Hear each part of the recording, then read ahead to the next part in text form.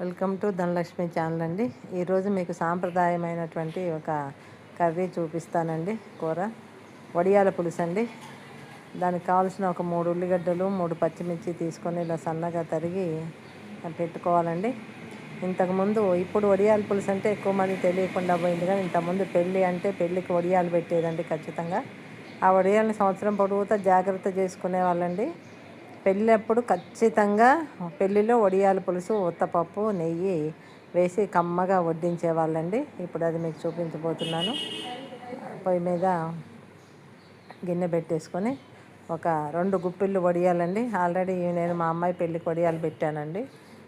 2 గుప్పిళ్ళు వడియాలు తీసుకొని ఒక 2 స్పూన్లు ఆయిల్ వేసేసుకొని అలా మంట సిమ్లో పెట్టుకొని మాడకుండా బ్రౌన్ కలర్ వచ్చేంత వరకు ఇలా వేయించి పక్కన పెట్టుకోవాలండి.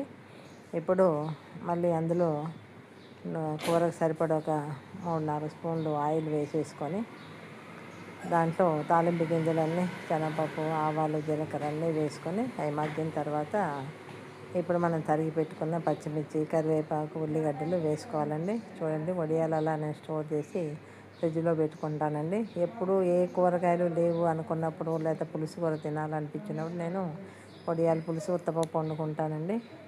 కొంచెం మగ్గిన తర్వాత ఉప్పు వేసి కొంచెం మగ్గించి పసుపు వేసి అల్లం వెల్లుల్లి పేస్ట్ అండి వేసి అల్లం వెల్లుల్లి పేస్టు వేసి ఉల్లిగడ్డలు బాగా మగ్గొద్దండి, కొంచెం పచ్చిగా ఒక 50% మగ్గితే సరిపోద్దండి. ఎందుకంటే మంచిగా పులుసులో మంచిగా తగలాలండి వాటి ఫ్లేవరు. అందుకని అలా మగ్గిన తర్వాత ఇప్పుడు మనం నానబెట్టుకున్నటువంటి చింతపండుని పులుసు పిసికి ముందుగా పులుసు పోసుకోవాలండి. ఈ పులుసు సరిపడంత పులుసు వడియాలు ఉడికేంత వరకు పులుసు పోసుకొని పులుసులో మంచిగా ఒక 2 స్పూన్లు కారం, ఒక 2 స్పూన్లు ఉప్పు వేసుకొని కొంచెం మూత పెట్టేసుకొని తుక ఉడకాలండి. మరిగిన తర్వాత దానిలో మనం వేయించి పెట్టుకున్నటువంటి వడియాలను వేసుకోవాలి.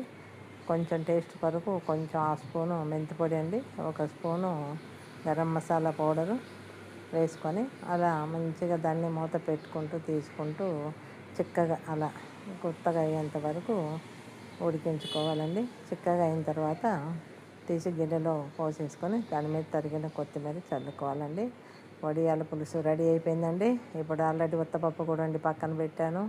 నెయ్యి చూడండి. ఇప్పుడు ఈ మూడింటి కాంబినేషన్తో మేము తినే జొన్న అన్నం అండి.